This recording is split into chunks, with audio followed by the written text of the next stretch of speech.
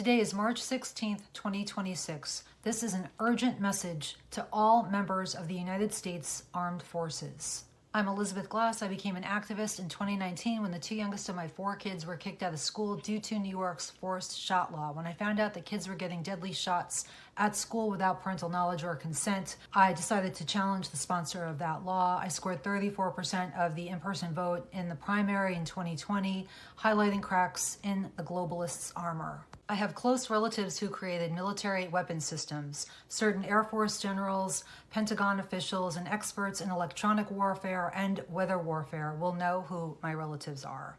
I'm Jewish. I had a bat mitzvah at a Reform synagogue on Long Island in the 1980s. My late grandmother was president of Hadassah, the women's Zionist organization, and when I was in high school, I was a member of the Masonic B'nai B'rith youth organization.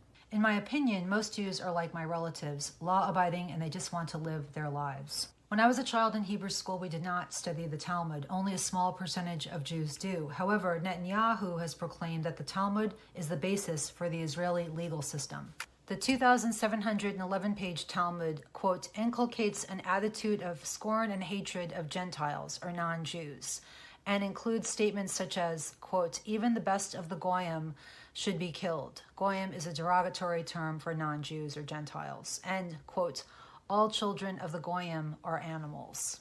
No Jews I have ever known held these beliefs. However, the Epsteins and the Netanyahus of the world do have these beliefs. That is why the attack on Iran started with the bombing of an Iranian elementary school that killed 165 little girls. As a member of the United States Armed Forces, you are fighting for demons that view you as an animal.